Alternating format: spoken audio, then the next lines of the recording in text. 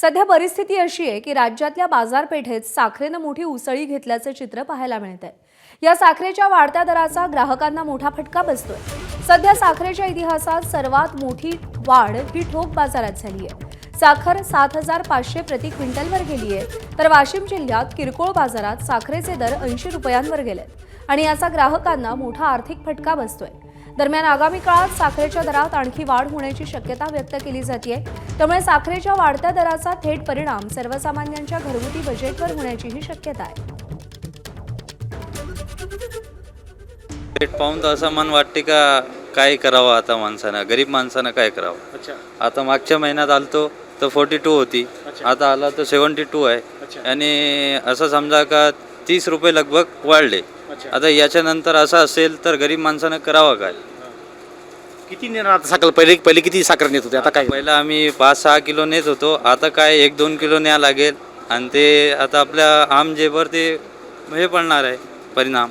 भाव रोजच वाढून राहिलेत। 4,000 पासून सुरुवात झाली तर आज 7,500 रुपये झालेले आहेत। बरं, कशी दर वाढलेत काय सांगू? म्हणजे 4,000 नंतर झाले 4200, 4500, 45 पासून 5,000 झाली, 5,000ची 55 झाली, 55ची 6,000 झाली, 6,000ची 65 झाली, 65ची आज 75 झाली। बरं, हे दर किती दिवसातले आहे सर्व? एका महिन्यात एवढे भाव वाढले। अच्छा हां। काय ग्राहकावर काय परिणाम झालेला आहे?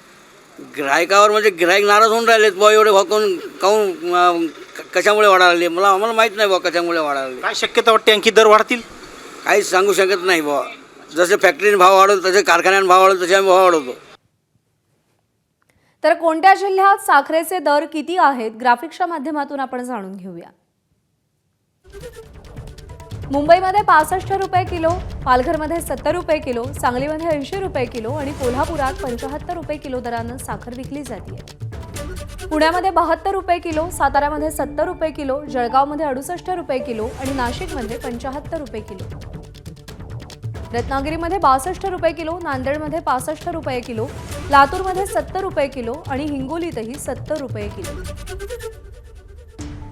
परभणी आणि गोंदियात 70 रुपये किलो, नागपूरमध्ये 60 रुपये किलो आणि बुलढाण्यात 80 रुपये किलो।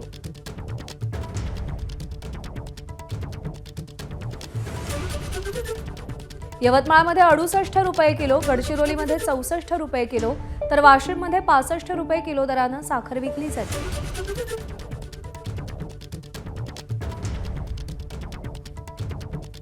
दरम्यान साखरेचे भाव नेमके का वाढतायत त्याची कारणंही जाणून घेऊया।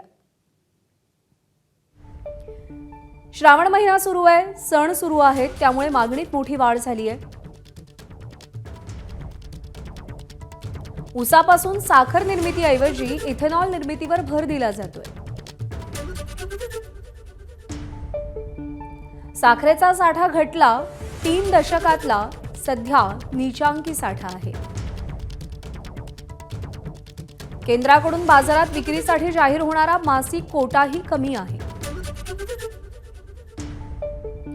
दर जास्त मिळतील म्हणून कारखाने मोठ्या व्यापाऱ्यांकडून साखर विक्रीत घट करण्यात आली आहे।